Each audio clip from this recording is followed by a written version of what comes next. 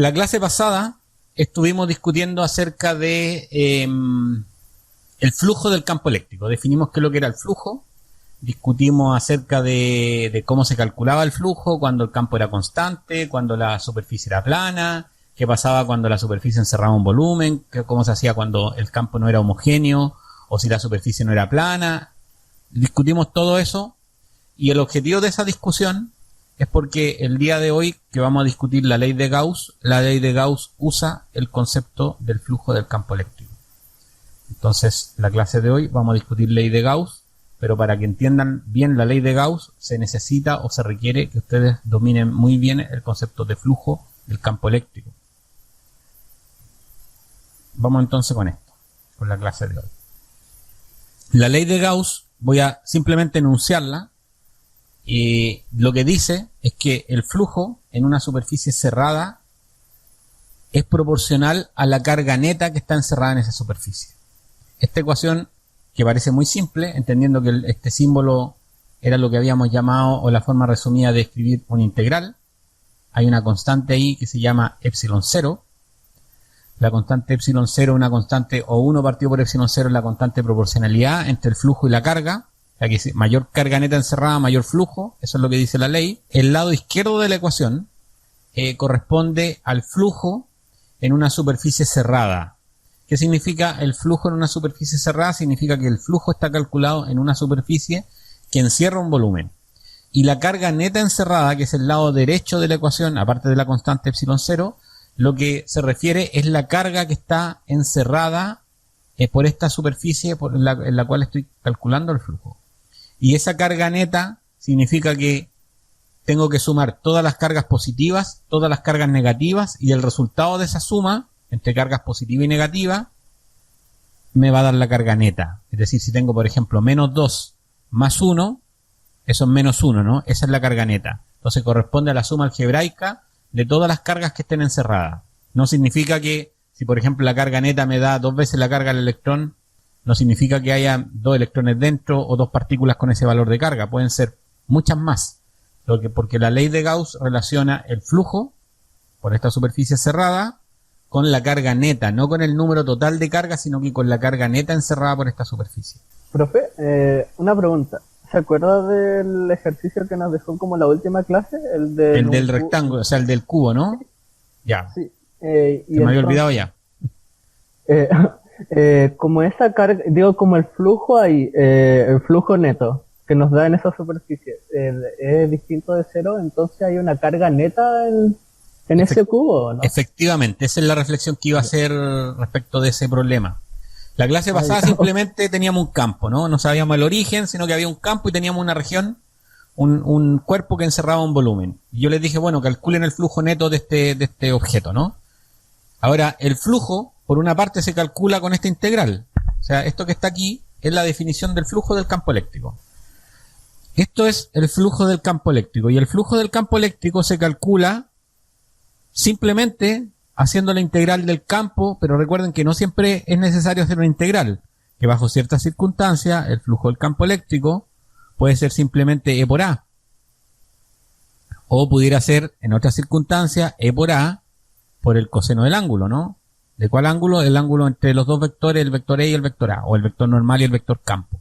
Ahora, ¿cuándo se hace la integral? Cuando el campo no es uniforme, ¿sí? Cuando el campo no es uniforme, o en el caso de que la superficie no sea plana. Ahora podría ser una superficie curva y que el campo sea uniforme, sí.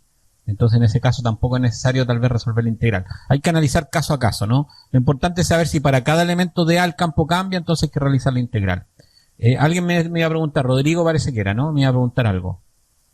Ah, sí, el lado derecho de la ecuación, ¿qué es esa S? Y esa cuestión que está en el medio de la integral. Ah, tú dices en el lado izquierdo de la ecuación, lo que acabo de encerrar, ¿no? La S representa la superficie, vamos a poner aquí, es una superficie que encierra, el lápiz no funciona igual en Linux que en Windows, entonces la letra me sale un poco más fea que lo normal. Entonces la superficie encierra un volumen. Pero esa S está como techo de integración, como... No, esto no es un límite de una integral. Esto lo que estoy diciendo es que esto es una integral de superficie. Esa S lo que está diciendo es que es una integral de superficie. Y el círculo que lleva al medio significa que esa superficie encierra un volumen. Eso es nomenclatura que ustedes tienen que ya empezar a adaptarse y, ¿cómo se llama? Y ya hacer la propia para que no se pierdan en el lenguaje. Cuando tengan que enfrentarse a la ley de Gauss y tengan que calcular el flujo, tienen que tratar de controlar su inevitable ganas de resolver integrales. Resolver la ley de Gauss en la forma que nosotros vamos a trabajar es evitar resolver la integral. De hecho, todas las veces que resolvamos, vamos a evitar por todos los medios resolver la integral. Y vamos a ver unas técnicas para ello. Entonces, yo sé que algunos tienen como programado esto inconscientemente, que ven una integral y quieren siempre resolver una integral. Bueno, recuerden que bajo ciertas condiciones se puede calcular el flujo de esta manera o de esta otra manera. Veamos cómo van con esto. Vean que hay una representación de líneas de campo y hay partículas. ¿De acuerdo? Entonces dice, la figura muestra el campo eléctrico de 3 cargas con carga más 1 y menos 1. La superficie gaussiana en la figura es una esfera que contiene 2 de las cargas. El flujo del campo eléctrico a través de la superficie gaussiana esférica es. La superficie gaussiana esférica es esta sombra oscura que se ve acá. ¿De acuerdo? Esa representa la superficie gaussiana. Entonces, para ustedes, para que me respondan por el chat, yo lo estoy viendo o estoy viendo el chat de ustedes acá, para que me respondan por el chat si es positivo, negativo, 0 o imposible determinar. Pónganme el número de la respuesta, no pongan toda la palabra, 1, 2, 3 o 4, dependiendo de esta alternativa. Y veamos cómo van. Perfecto. No nos está diciendo cuál de las 3 partículas es la negativa, ¿cierto? No está dicho. Eso es parte de lo que ustedes tienen que ya saber a esta altura. Pero ahora lo vamos a discutir. Ya, perfecto. Tenemos una clara inclinación por la 3 y por el no sé. ¿Algún voluntario o voluntaria que haya respondido la alternativa 3? Porque dicen que es 0 y no puede ser alguna otra. A ver, Nicolás levantó la mano y dará él. Vamos con Nicolás primero. Nicolás. Según yo, como tenemos 2 positivas y una negativa, se puede asumir que a las 2 que están a los extremos tienen carga positiva y la del medio tiene carga negativa, porque hay líneas que salen de las de afuera y llegan a las del medio. Ya, o sea que sin que aquí te digan explícitamente cuál es la carga, mirando las líneas de campo tú ya puedes intuir cuál es positiva y cuáles son negativas, ¿no? Claro. Y más la información del enunciado, ¿no? Obviamente. Sí. Ya. Y como hay 2 que están dentro de la superficie esférica, supongo que si hay una positiva y una negativa, va a ser que tenga carga neta 0. Ya, perfecto. O sea que esta sería, vamos a hacerle un dibujo aquí, esta sería un más, esta sería un menos y esta sería un más, de acuerdo a tu razonamiento. Sí. ¿Alguien que haya llegado a un razonamiento diferente que este, de los que respondieron la alternativa 3? ¿O alguien que tenga una forma diferente de explicar lo que dijo, ¿quién fue recién que habló? Ya se me olvidó. Bueno, Nicolás parece que fue. Nicolás. Sí, gracias. Ya, perfecto. Si lo pensaron igual, perfecto. ¿Alguien más que tenga una explicación diferente? No tienen por qué todos pensar exactamente lo mismo, ¿no?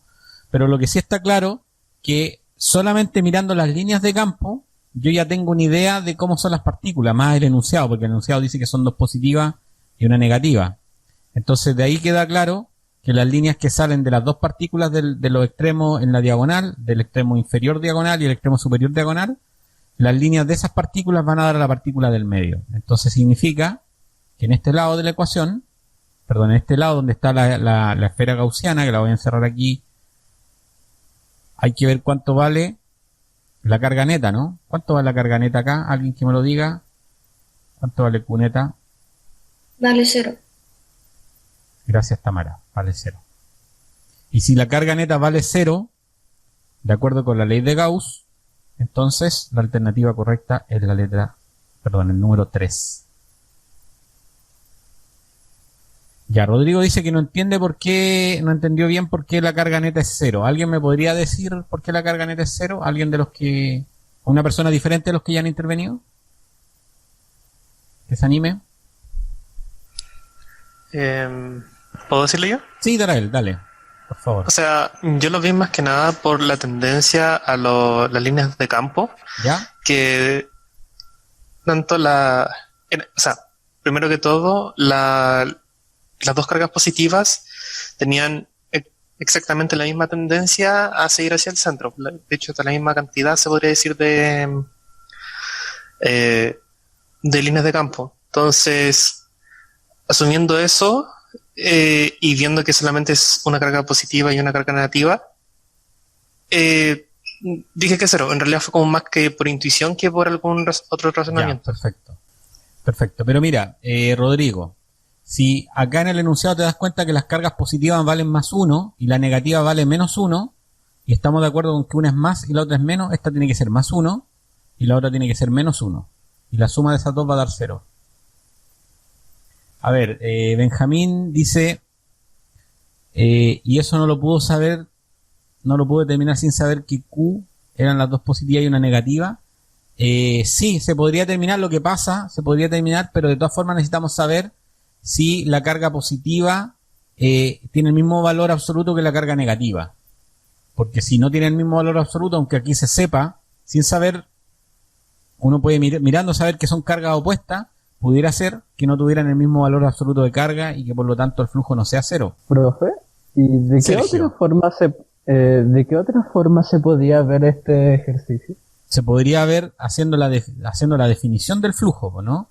Si tú te das una esfera que sea, por ejemplo, equidistante al centro, tendrías que calcular el flujo producto de la carga positiva y el flujo de la carga negativa y luego sumarlo.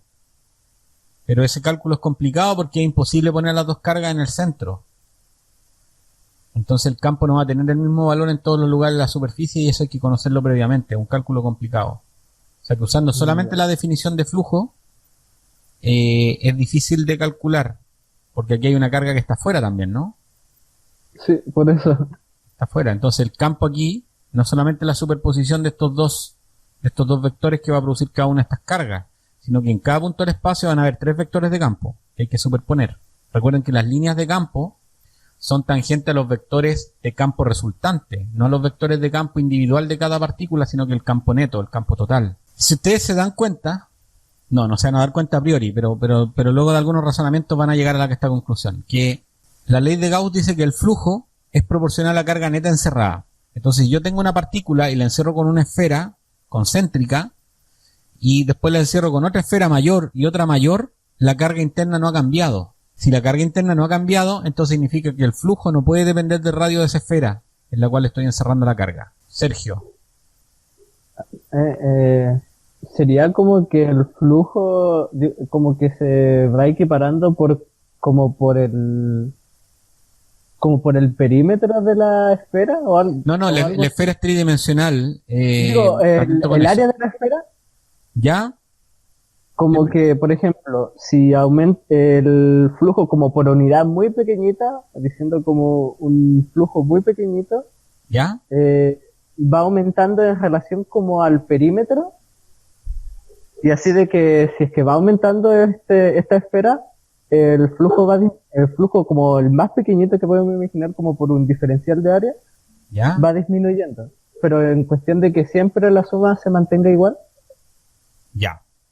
Vamos a tomar esa idea enseguida. Veamos qué es lo que nos quería decir Nicole. Es que usted al principio explicó que eran proporcionales. Entonces, como el área crece, el campo eléctrico disminuye en la misma razón que crece el área, ¿o no? Ya, perfecto.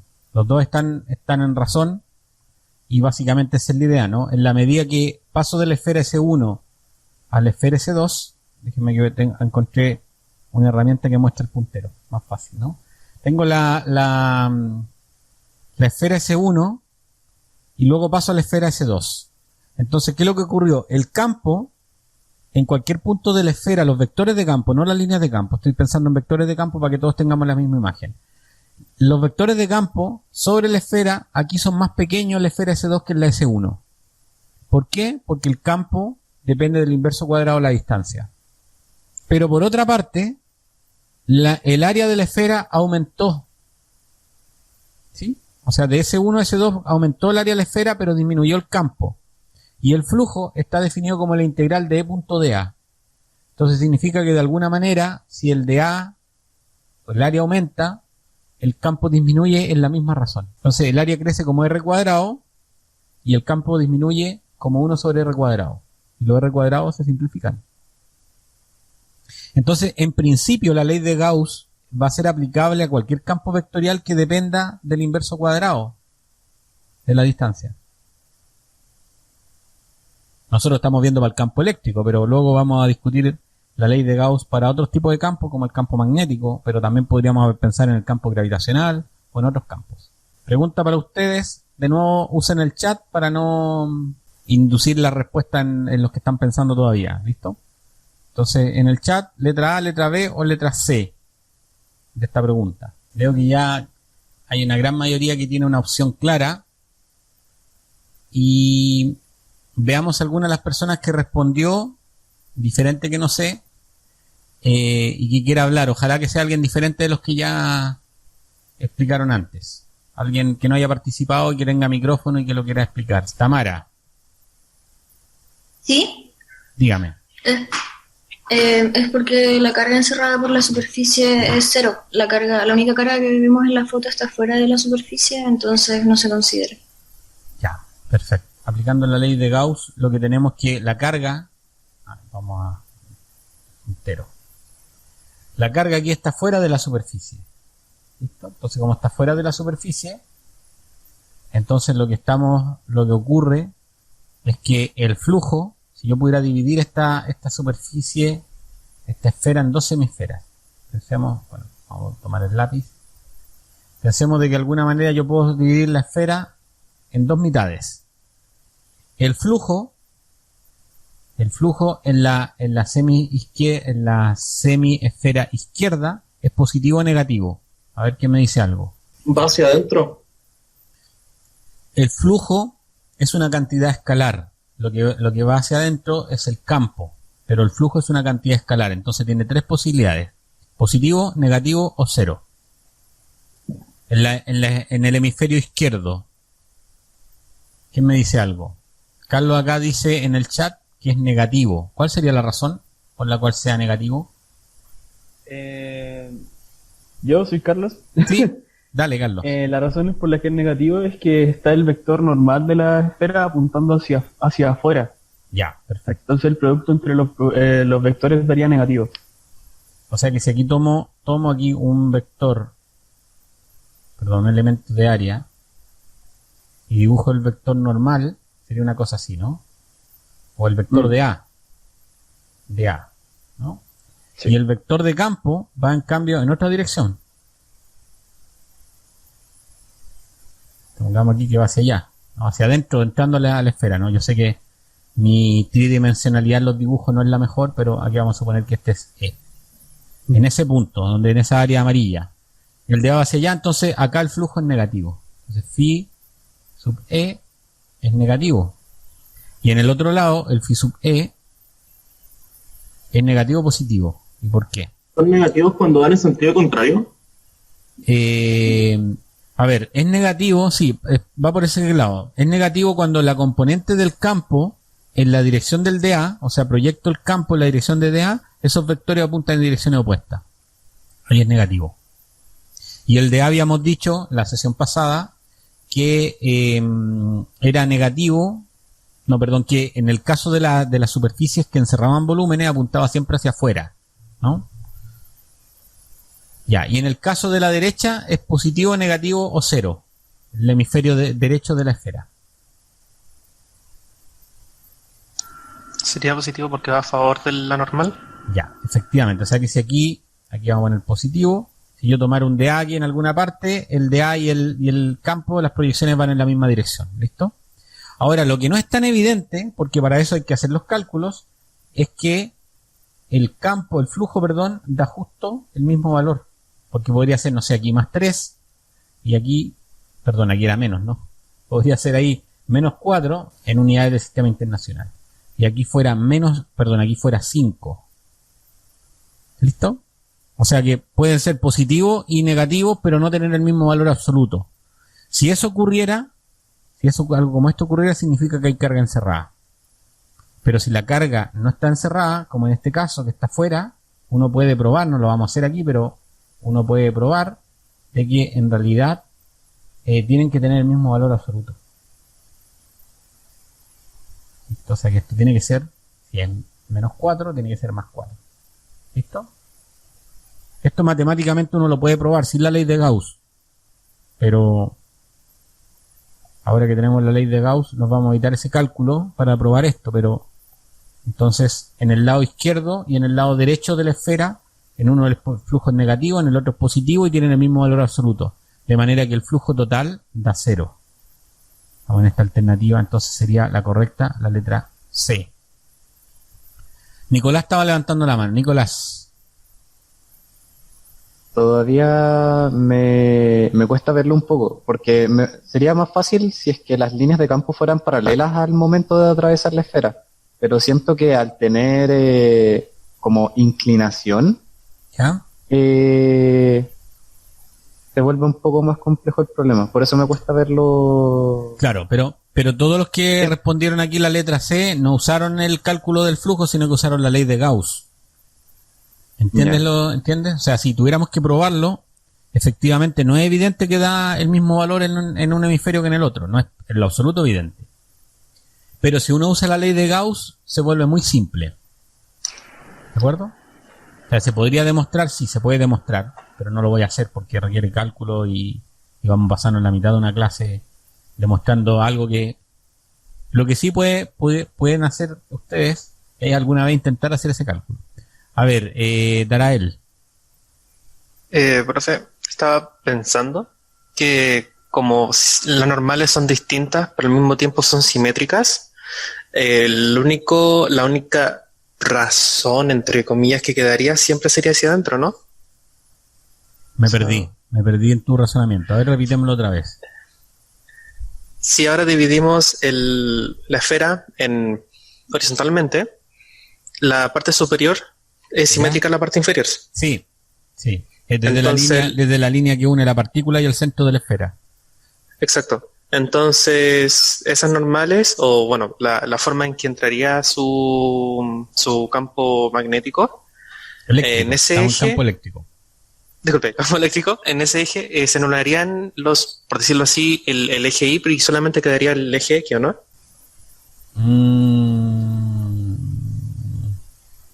No, creo que no estoy siguiendo tu razonamiento, porque mira, si yo tomara un DA simétrico al otro lado, supongamos que yo tomo un DA en el hemisferio izquierdo, pero que ahora va a estar en la parte de abajo, ¿listo? Entonces voy a tomar por aquí. Supongamos que sea por aquí. No sé si exactamente igual, pero supongamos que sí. Que aquí está mi DA simétrico respecto de la línea central. ¿Listo? Entonces cuando yo dibujo mi DA, el flujo debiera dar el mismo valor.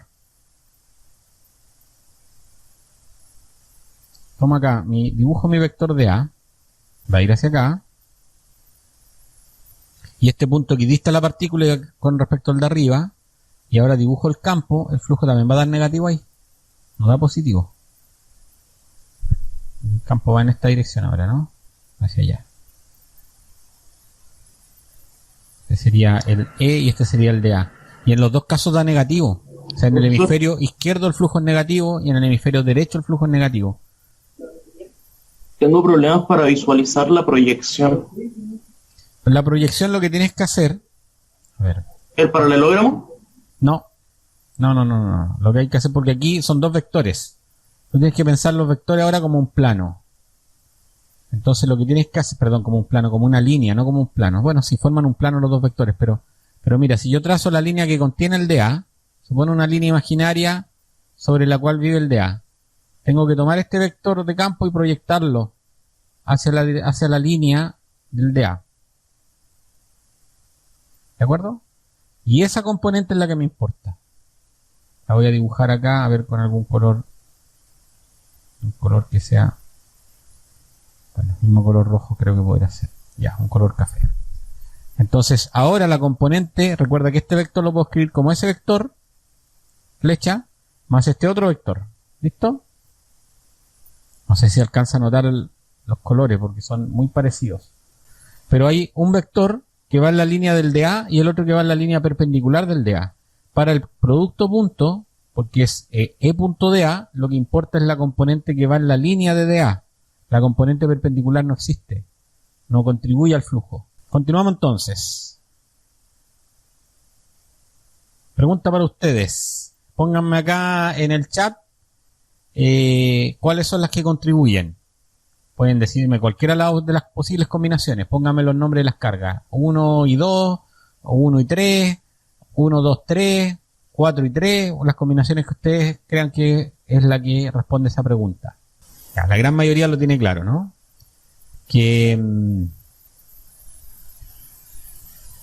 A ver, Rodrigo dice, en todas las cargas que tengan interacción con la esfera. No, esto no tiene que ver con la esfera, Rodrigo. La esfera es imaginaria, no interacciona con nada. Para que algo interaccione con las cargas tiene que tener carga eléctrica, y esta esfera es una esfera imaginaria. No tiene por qué existir físicamente ahí. ¿Listo?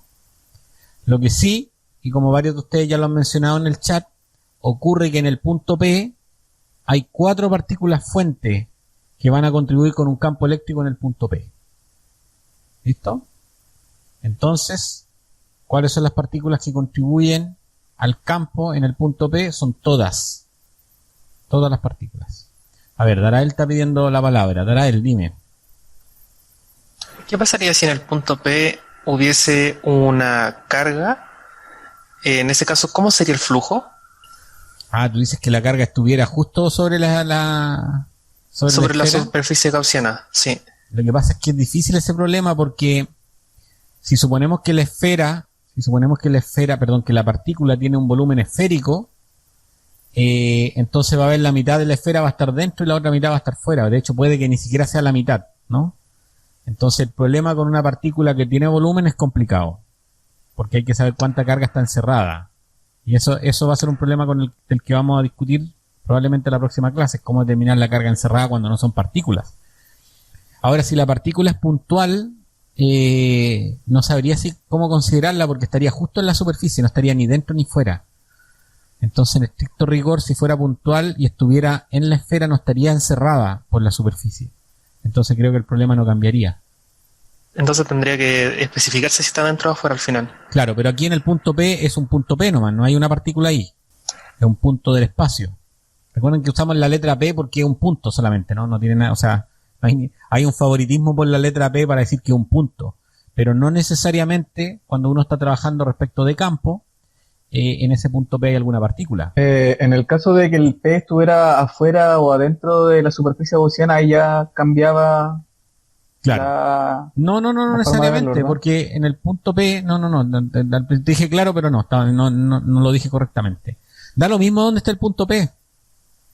Siempre y cuando no esté sobre una partícula puntual, en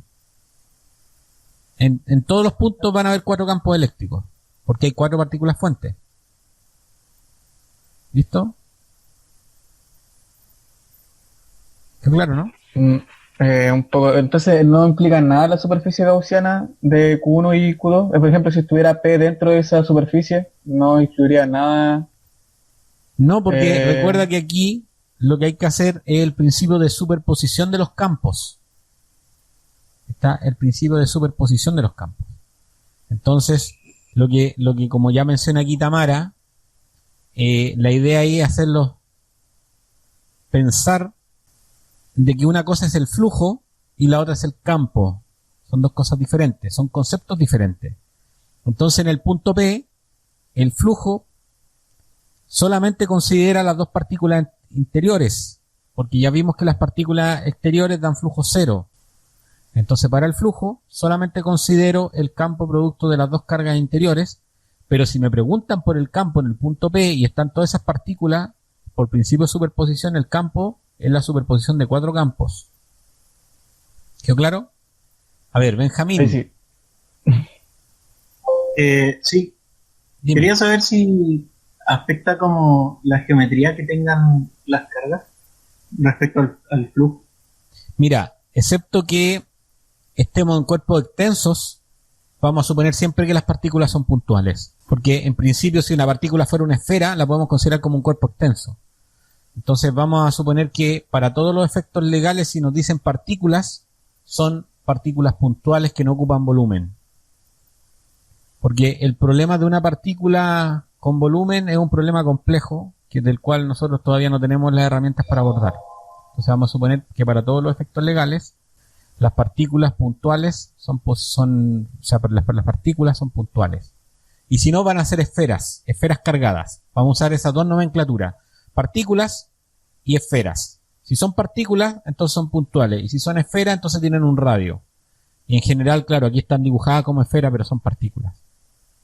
O sea que en principio, si alguna de estas fuera una esfera, y yo me doy una superficie gaussiana, como recién estábamos discutiendo, creo que con Darael, y parte de esa esfera queda adentro y otra parte queda afuera, es un problema complicado porque hay que calcular cuál es la carga que está encerrada por la superficie. Y ese es un problema que no es tan simple. Pensemos en el caso más simple de todos los casos, que es una única partícula fuente. ¿Listo? Una única partícula fuente, y ahora me doy una superficie gaussiana para encerrar esta partícula. Porque quiero calcular el campo en el punto P. Vamos a ver ahora que la ley de Gauss se usa para determinar el campo. La ley de Gauss, lo voy a volver a repetir, se usa para calcular el campo. El problema es que la ley de Gauss relaciona el flujo con la carga neta encerrada, no relaciona el campo directamente con la carga. De hecho, el campo, si es desconocido, está dentro de la integral y esa integral no la puedo resolver porque no conozco el campo. Entonces vamos a ver ahora cuáles son las mejores técnicas para salvar este problema y usar la ley de Gauss para determinar el campo, que es para lo que se usa la ley de Gauss. Entonces pensemos en una partícula puntual y un punto P a una cierta distancia R. Pregunta para ustedes, para el chat, para que me respondan por el chat. ¿Qué superficie elegirían y por qué? Sergio, el único que me ha justificado por qué. El resto, díganme además por qué elegirían la esfera, los que están diciendo una esfera. Bueno, no todos han respondido, pero ya los que han respondido dicen que prefieren una esfera. En realidad uno podría elegir cualquier tipo de superficie. Si a mí se me ocurre una pirámide, puedo encerrar perfectamente a la partícula con una pirámide. Porque la ley de Gauss no dice cuál es la superficie, la mejor superficie, o cuál es la superficie que tengo que elegir. Dice que el requisito es que la superficie encierre a la carga que me interesa, ¿no? Ahora, efectivamente, hay razones de cálculo por la cual vamos a elegir la superficie esférica. Y es porque el flujo es más fácil de calcular. El flujo es más fácil de calcular en una esfera, pero que además sea concéntrica, para que se cumpla lo que ustedes, algunos de acá, ponen, que esté a la misma distancia R, ¿no? Si yo pongo una esfera y la carga no está centrada en la esfera, entonces el campo va a tener diferentes valores en la superficie, por los diferentes elementos de superficie. Ya, entonces, para ustedes, sí, concéntrico significa, Felipe, de que la carga esté justo en el centro. A eso se refiere concéntrico. Ya, para ustedes, calculen con esta elección de superficie el flujo. Primero calculen el flujo y luego despejen el campo de eso. A ver, aquí llegan. Cuando uno pide que calculen el flujo, es resolver la integral. Es resolver el lado izquierdo de la ecuación. Porque recuerda que el objetivo de la ley de Gauss es determinar el campo eléctrico. Ahora, el campo eléctrico de una partícula lo conocemos, pero para todos los efectos de cálculo acá ustedes no lo conocen. Quiero que usen la ley de Gauss para determinar el campo. No es válido que ustedes reemplacen el campo de la partícula porque no tiene ningún sentido eso. Lo que quiero es que determinen el campo usando la ley de Gauss. Y ya conocen el resultado además, o sea que tiene una tremenda ventaja ahí. Vamos, mientras tanto, voy a hacer mi superficie imaginaria acá. Ustedes se encargan que la superficie sea concéntrica y todo eso, ¿no? Y la ley de Gauss dice que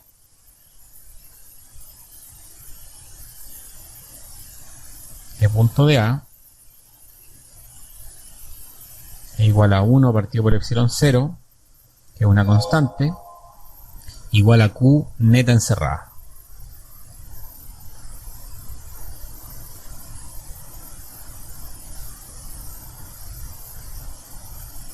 ¿Alguien que haya calculado el flujo y que me diga cuánto da el cálculo del flujo? Aquí en el lado derecho es facilito, ¿no? Porque esta carga, la carga neta encerrada, es la Q mayúscula, ¿no? La pregunta es ¿cuánto da este cálculo del flujo? El campo eléctrico ¿Ya? por 4pi r cuadrado. Ya, ¿y cómo llegaste a ese resultado? Porque primero asumí de que el campo era constante a distancia r. ¿Ya? O sea que aquí podría poner entonces- EDR, E paréntesis R, ¿no? ¿Ya? Sí. Y entonces después el de A lo escribí como... ¿cómo era en esféricas? Pero el de A lo ocupé el diferencial que tenemos en superficie esférica. ¿Ya? Que estaba en un PPT que nos mandó. Ya, ¿R por de perfecto. teta? Mm, No, en este caso no es necesario, o sea, bueno, la integral angular da 4pi, ¿no? Pero es más simple, no, es más simple esto, ¿no? Aquí Es es por el diferente. área es por el área de la esfera. Y voy a insistir en lo que les dije hace un rato, esa tentación inevitable por tratar de resolver integrales. Si elegimos la superficie esférica concéntrica a la partícula, significa que el campo en toda la superficie es constante. ¿Y en qué dirección va el campo? Voy a dibujar el campo de color verde hacia allá, en ese punto. Entonces esto sería E de R vector. Y ahora voy a dibujar el vector de A en ese mismo elemento de área, por donde pasa, donde está ese vector. El de A es normal al elemento de área, entonces aquí tengo de A. Y de ahí uno obtiene que el de A vector es paralelo al E vector. Por lo tanto, esta de acá, como el campo es siempre paralelo al de A, independiente de donde yo esté, y el campo es uniforme en toda la superficie, entonces el flujo se calcula como E por A.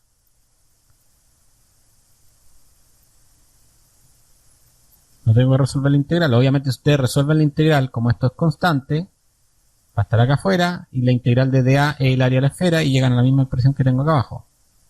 Profesor, y para esto no nos preguntamos si la carga es positiva o negativa. No es relevante si es positiva o negativa, porque eso va a ir acá en el lado derecho de la ecuación. Tú dices que en el caso que fuera negativa iría para el lado contrario, ¿no? ¿A eso te refieres? Ajá. Sí, no es relevante porque si la carga es negativa va a aplicar un signo menos y este vector va a dar para el otro lado, ¿no? ¿Entiendes? O sea, si la carga es negativa aquí va a haber un signo menos porque el vector va para el otro lado. Esta es una ecuación escalar. E por área es un escalar y la carga es un escalar.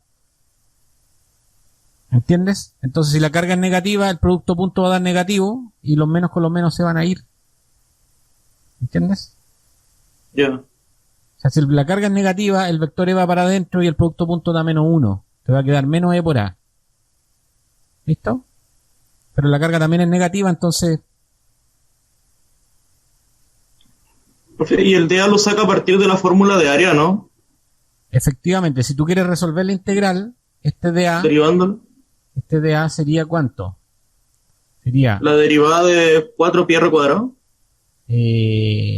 No, sería la diferencial en realidad, ¿no? Porque la derivada sería respecto a otra cosa. Entonces sería el área, como tú dices, pi r cuadrado, ¿no? Entonces, el dA, me parece que el dA es 4pi r de r, ¿no? 8 yo creo, porque si el área es 4pi r cuadrado, Claro, pero al aquí derivarlo a 8pi r. Ya, después lo Pero chequeamos. ya Después va lo por ahí. chequeamos, ¿no? El dA cuánto es. Pero, insisto que de cualquier caso, en cualquier caso, claro, en cualquier caso lo que importa es que el campo es constante en la superficie y no es necesario resolver ninguna integral. Es simplemente E de R por el área de la esfera. Y el área de la esfera es el del disco es pi r cuadrado, entonces esto es 4pi r cuadrado. ¿Listo? Entonces el dA, claro, como dices tú, debería ser 8pi, ¿no? Efectivamente, debería ser 8pi. 8pi r de r. Ya, y de ahí entonces si se dan cuenta, me queda esta ecuación, quedaría E de R, porque claro, depende, para un diferente valor de R el campo va a tener otro valor, ¿no? Por 4pi R cuadrado, y esto tiene que ser igual a Q partido por epsilon 0. Y de acá me queda que el E de R es igual a, voy a poner aquí un paréntesis, 1 partido por 4pi epsilon 0, y aquí voy a poner Q, perdón, la Q mayúscula, partido por R cuadrado. Y esto de acá, a esta altura ya lo saben, ¿no? Eso de ahí es la constante de Coulomb. Esto de acá es la constante de la ley de Coulomb. Y de aquí uno obtiene esta igualdad, que ya tristemente algunos la conocen, que es 4pi epsilon 0. Es la relación entre la constante de la ley de Coulomb y la constante de la ley de Gauss. Están ambas relacionadas. Entonces hemos deducido lo que ya sabíamos de antes, ¿no? Desde antes sabíamos que el campo era la constante por Q partido por R cuadrado. Eso lo sabíamos porque partimos de ahí, ¿no? Pero aquí no usamos ese resultado, sino que estamos usando la ley de Gauss para obtener el campo. Y haciendo esto nos damos cuenta que se reproduce el campo de una partícula puntual, pero además nos permite relacionar dos constantes que parecen inconexas, ¿no? Que es la de la ley de Coulomb y luego la de la ley de Gauss. ¿Cuál va a ser el criterio para poder seleccionar la superficie con la que vamos a encerrar? Nos vamos a preocupar de la simetría del problema, lo que vamos a llamar la simetría. Si lo que estoy pensando es una carga puntual, entonces, ¿cuál creen ustedes que debiera ser de estas dos la mejor elección? ¿Por qué no elijo el cilindro? ¿Por qué eligieron la esfera antes? A la ley de Gauss no le importa qué superficie elijamos, porque no está incluido la superficie. O sea, está incluida una superficie que encierra la carga, pero no la forma de la superficie.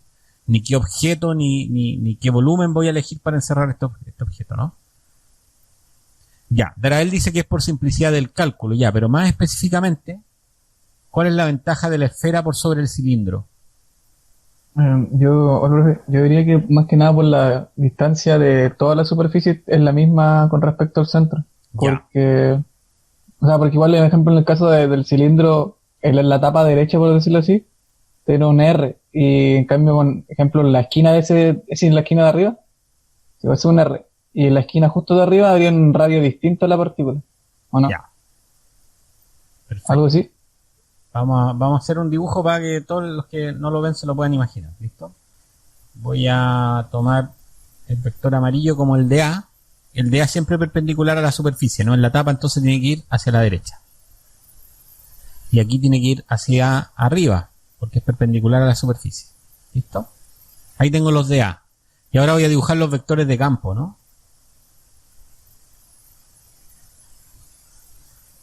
Los vectores de campo, vamos a suponer que es positiva, pero si es negativa el vector apunta por el otro lado, ¿no? Va en la línea que une la carga con ese punto. Entonces aquí, y de aquí lo trazo para acá. Entonces esto de acá sería mi vector E, en ese punto. Y aquí, mi vector E va a ser hacia allá.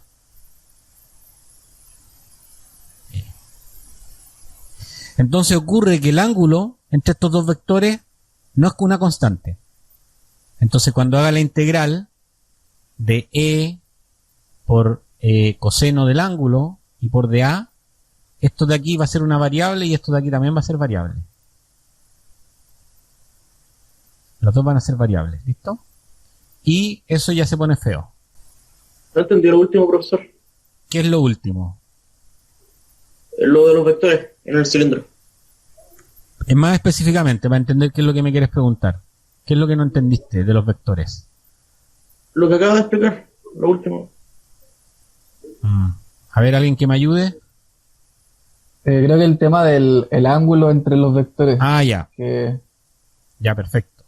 Mira, si tú tomas diferentes puntos, tú si no se lo imaginan, pueden en su casa tomar un tarro de lo que sea, de conserva, o un tarro de esto de papas fritas, lo que ustedes quieran, y dibujen un trocito de DA en diferentes partes del tarro, y después imagínense cómo sería el vector de campo. Si se imaginan los vectores de campo, se van a dar cuenta que el ángulo entre esos dos vectores cambia, es una variable. Dependiendo de donde uno esté en la superficie del tarro, entonces los vectores van a tener diferente orientación. El vector del cilindro tiene una orientación, si está en el manto, está en las tapas, ¿qué va a hacer? Si me muevo, por ejemplo, por horizontalmente en este dibujo, me muevo, mira, voy a marcarlo aquí con el puntero. Tendrían dos perpendiculares de área. Sí, siempre aquí hay tres superficies, entonces hay tres vectores. Tres vectores de aquí hay uno, aquí hay otro y aquí va a haber otro.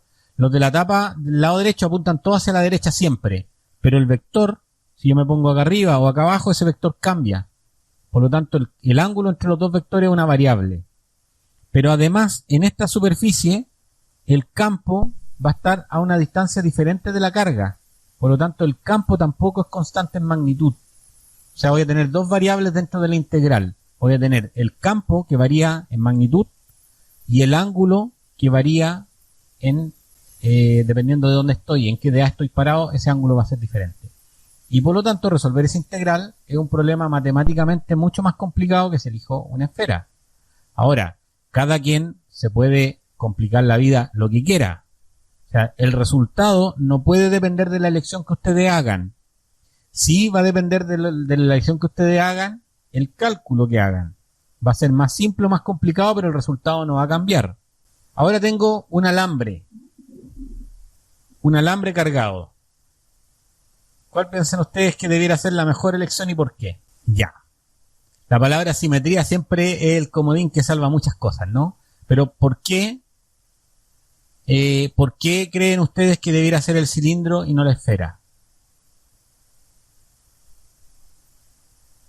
Ya, Tamara dice que hay que imaginarlo como varios discos, ¿no?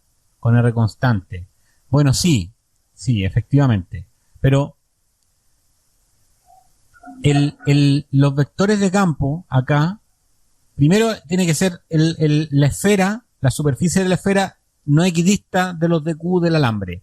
O sea, si yo tomo ese alambre y lo divido en pequeños segmentos de carga, en discos pequeños de carga de Q, la superficie esférica va a tener distancias diferentes a los de Q, y por lo tanto el campo va a ocurrir el mismo problema que estábamos discutiendo recién con la carga y el cilindro, ¿no? El campo va a tener diferentes orientaciones respecto del DA. En cambio, en el cilindro, el campo va a ser siempre axial. Si uno conoce el campo del cilindro, del alambre, el campo del alambre es axial. Entonces, como es axial, ¿se acuerdan que lo calculamos el otro día, no? El campo daba en la dirección perpendicular al alambre, entonces si esto uno lo rota, el campo es como un erizo que mirado desde arriba, las flechas son salientes. O sea, si uno lo mira desde arriba, vamos a hacer un dibujito acá. Si este es el alambre mirado desde arriba, los vectores de campo son así. Son axiales. O sea, son radiales hacia afuera, pero en el plano perpendicular. Entonces eso significa que el flujo en las tapas va a ser 0, porque van a ser perpendiculares a los de A, y en el manto van a ser paralelos. Y además, si equidista, el cálculo va a ser muy simple, ¿no? ¿Me siguen la idea, no? ¿O no?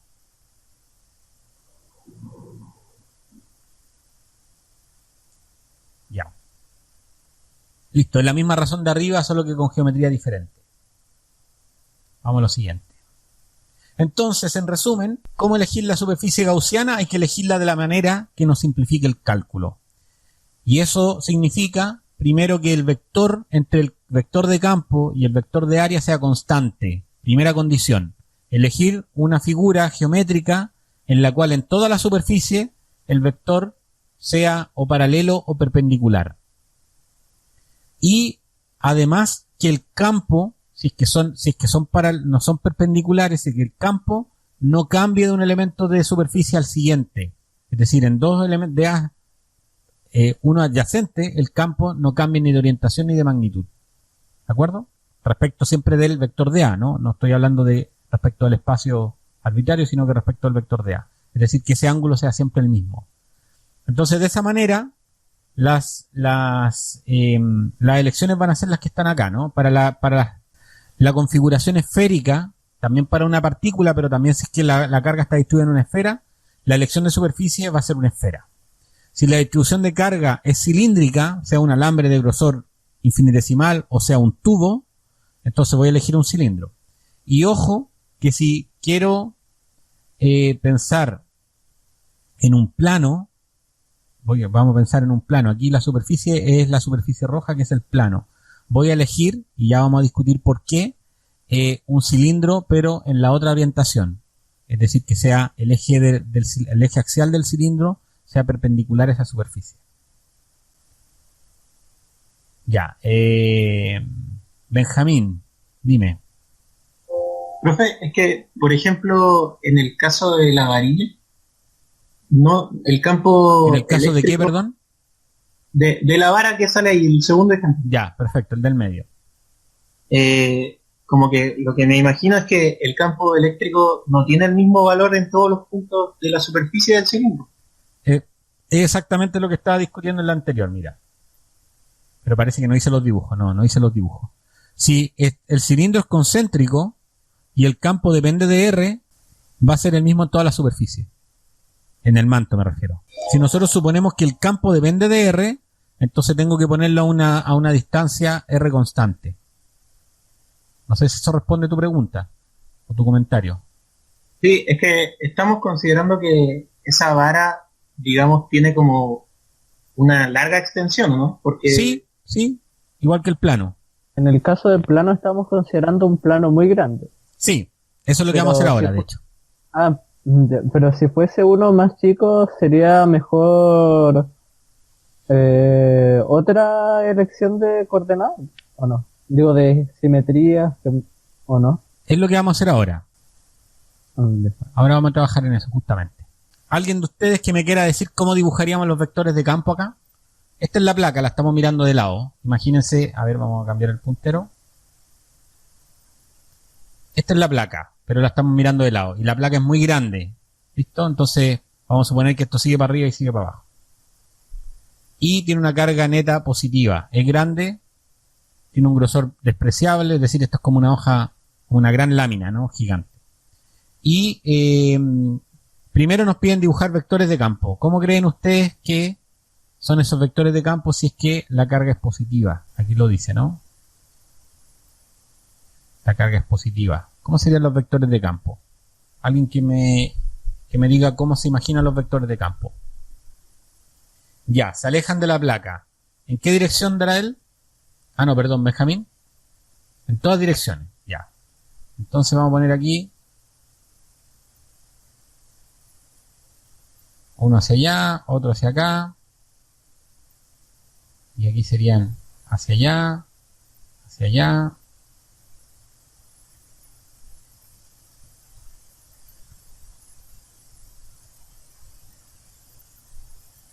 Y aquí serían hacia la izquierda, ¿no?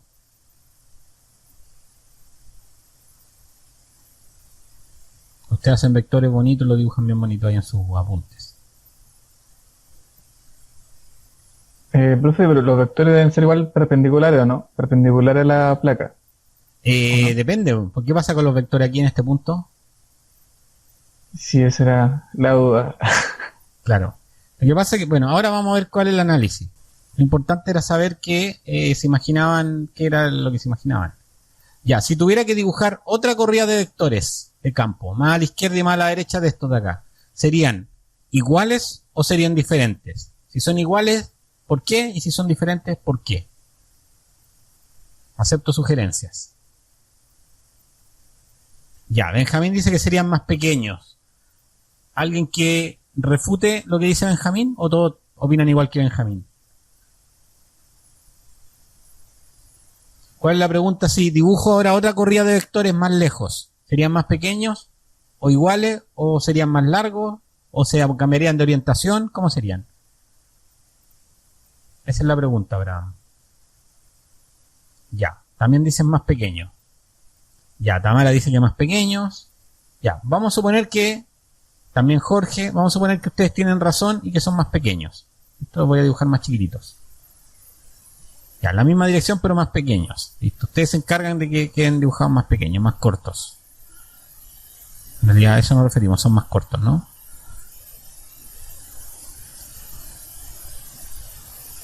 Ahora, ¿cómo dibujo? ¿Cómo lo sepa? ¿Cómo tengo que dibujar los vectores de campo? Entonces lo que vamos a hacer es tomar un pedacito, dividir esto en una carga. Y la voy a tratar, esto va a tener una carga delta Q. Y la voy a considerar como una carga puntual para todos los efectos legales. Entonces, por eso que en esta punta las flechas son radiales. Ahora, aquí entre medio, otro de A, van a haber flechas que van hacia allá y otras que van hacia acá, y al final la resultante da hacia allá. La suma de esas. ¿Listo? ¿Me siguen la idea, no? O sea que en la zona, excepto en los bordes, los vectores van a ser todos perpendiculares. En los bordes eso cambia, pero van a ser perpendiculares. Y en los bordes se comporta como una partícula puntual. Entonces siempre voy a estudiar, voy a tratar de evitar esta zona de los bordes, porque son más complicadas, ¿no? ¿Sí? Me voy a olvidar de la zona de los bordes, por el hecho de que aquí los vectores no van a ser perpendiculares, completamente perpendiculares. Me piden usar la ley de Gauss para calcular el campo eléctrico en ambos lados de la placa. ¿Qué superficie debería usar? De acuerdo a lo que dije antes. Esto tiene densidad de carga sigma. Listo, vamos a poner aquí densidad de carga sigma.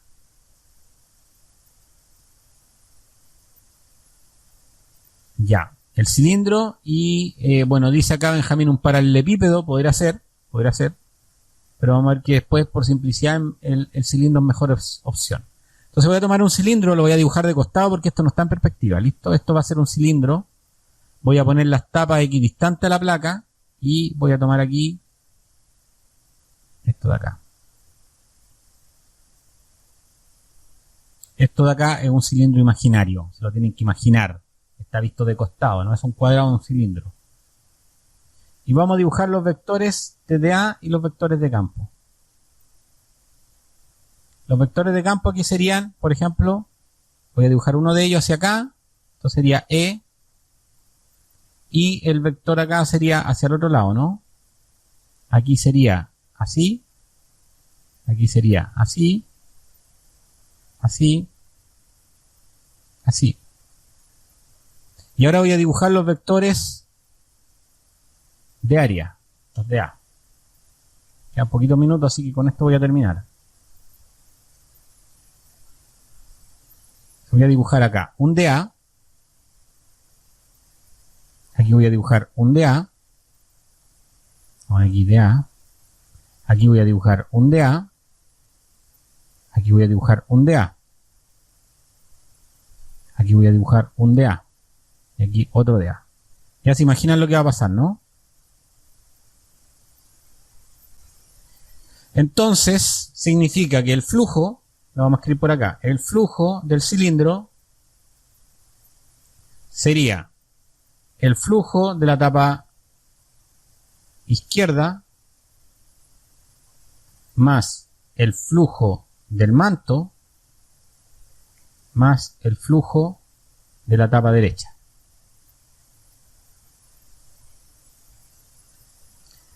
Y aquí ya queda claro, me imagino, que el flujo del manto es cero, ¿no? Entonces el flujo del manto es cero. Aquí no estoy hablando de los vectores, estoy hablando del flujo. Lo que me importa es el flujo, no el campo. En el manto el flujo es cero porque los de A son siempre perpendiculares al campo. Y si la tapa izquierda equidista al de la tapa derecha, vean que aquí, esto de aquí, positivo, flujo positivo, y aquí flujo positivo. Entonces eso significa que si los pongo equidistantes los dos, basta con que calcule el flujo de una tapa y lo multiplique por 2.